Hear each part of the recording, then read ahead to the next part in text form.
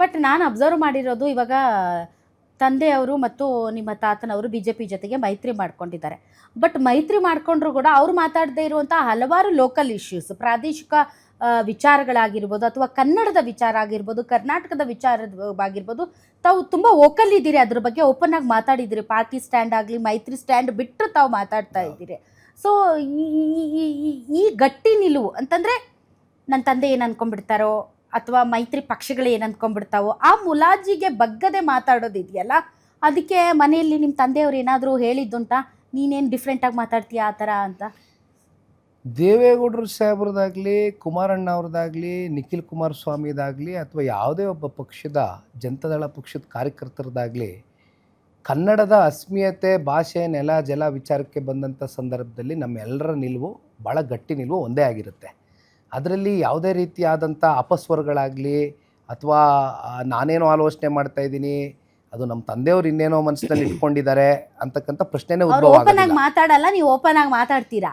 That is the difference. ಅಲ್ಲ, ನಾವು vocal ಆಗಿ ಮಾತಾಡಲೇಬೇಕಾಗ್ತದೆ ಮೇಡಮ್ ಎಷ್ಟೊಂದು ಸಂದರ್ಭದಲ್ಲಿ. ಯಾಕೆಂದರೆ ನಾನು ಮತ್ತೆ ಹೇಳಿದೆ, ಫ್ರೀಡಮ್ ಆಫ್ ಸ್ಪೀಚ್ ಇದೆ, ಯಾರು ಏನು ಬೇಕಾದ್ರೂ ಮಾತಾಡ್ಬೋದು. ನನಗೆ ಏನು ಸರಿ ಅನಿಸುತ್ತೆ ಜನರ ಪರವಾಗಿ, ಅದರಲ್ಲೂ ಎಸ್ಪೆಷಲಿ ಯೋಚನೆ ಮಾಡಲ್ವಾ, ಈ ಪಾರ್ಟಿ ಲೈನ್ ಹಿಂಗಿದೆ, ನಮ್ದು ಮೈತ್ರಿ ಪಾರ್ಟಿ ಲೈನ್ ಹಿಂಗಿದೆ, ನಾನು ಈ ಲೈನ್ ಒಳಗಡೆನೆ ಮಾತಾಡಬೇಕು, ಆ ಥರದ ನಿಮಗೆ ಬ್ಯಾರಿಯರ್ಸ್?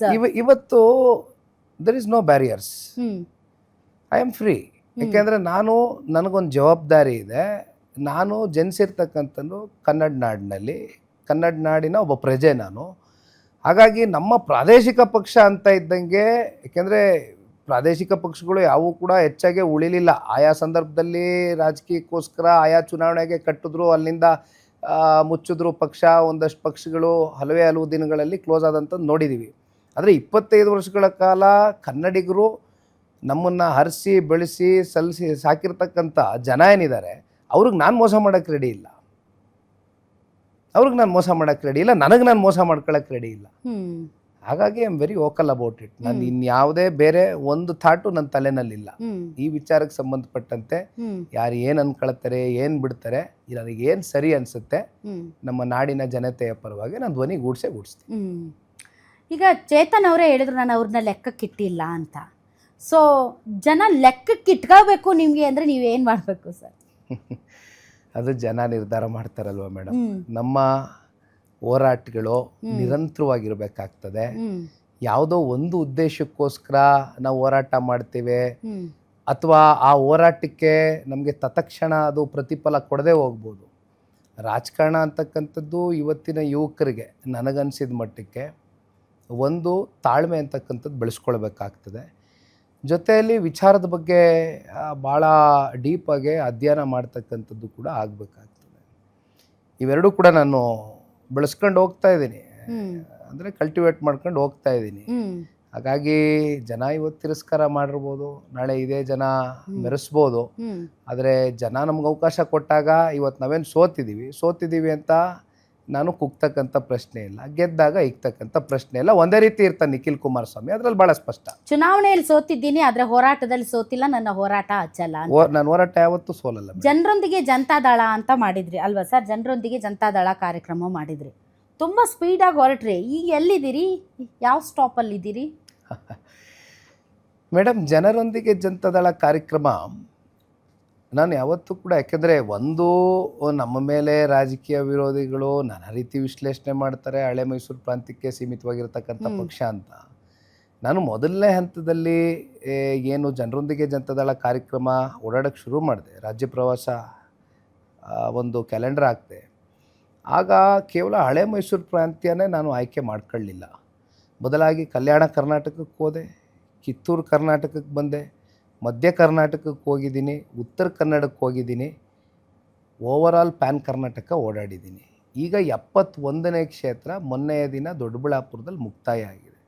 ಮತ್ತು ಮೈಸೂರಿನಲ್ಲಿ ಮುಖ್ಯಮಂತ್ರಿಗಳ ಕ್ಷೇತ್ರಕ್ಕೂ ಕೂಡ ನಾಡಿದ್ದ ದಿನ ಪ್ರವಾಸವನ್ನು ಕೈಗೆತ್ಕೊಂಡಿದ್ದೀನಿ. ಹಾಗಾಗಿ ನನಗೆ ನಮ್ಮ ವೋಟರ್ಸ್ ಎಷ್ಟು ಜನ ಇದ್ದಾರೆ ಅಥವಾ ನಮ್ಮ ಕೇಡರ್ಸ್ ಎಷ್ಟು ಜನ ಇದ್ದಾರೆ ಅಂತ ಲೆಕ್ಕಾಚಾರದ ಮೇಲೆ ನಾನು ಪ್ರವಾಸ ಮಾಡ್ತಾ ಇಲ್ಲ. ಏಕೆಂದರೆ ಜನತಾದಳ ಪಕ್ಷದ ಕೇಡರ್ಸ್ ಇರ್ಬೋದು, ವೋಟರ್ಸ್ ಇರ್ಬೋದು, ಪ್ಯಾನ್ ಕರ್ನಾಟಕ ಸ್ಪ್ರೆಡ್ ಔಟ್ ಆಗಿದ್ದಾರೆ. ಸೊ ಎಲ್ರಿಗೂ ನಾನು ರೀಚ್ ಔಟ್ ಆಗ್ತಕ್ಕಂಥ ಪ್ರಯತ್ನ ಮಾಡಬೇಕು. ಒಟ್ಟಾರೆಯಾಗಿ ಕೇಡರ್ ಬಿಲ್ಡಿಂಗ್ನ ಒಂದು ಆರ್ಗನೈಸೇಷನಲ್ ಆಗಿ ಏನೊಂದು ಪಾರ್ಟಿ ತಳಮಟ್ಟದಿಂದ ಕಟ್ಟಬೇಕು ಅಂತಕ್ಕಂಥ ಚಿಂತನೆ ಇಟ್ಕೊಂಡು ಹೊರಟಿದ್ದೀನಿ. ಅದಕ್ಕೆ ಬ್ರೇಕ್ ಆಗ್ತಕ್ಕಂಥ ಪ್ರಶ್ನೆ ಇಲ್ಲ, ಅದಂತೂ ಭಾಳ ಸ್ಪಷ್ಟ. ಈಗ ಪ್ರಾದೇಶಿಕ ಪಕ್ಷ ಅನ್ನುವಂಥ ಹಣೆಪಟ್ಟಿಯೊಂದಿಗೆ ತಾವು ರಾಷ್ಟ್ರದಲ್ಲಿ ಈಗ ಮೈತ್ರಿ ಮಾಡಿಕೊಂಡು ಕೇಂದ್ರ ಸಚಿವರಾಗಿದ್ದಾರೆ ಕುಮಾರಸ್ವಾಮಿ ಅವರು.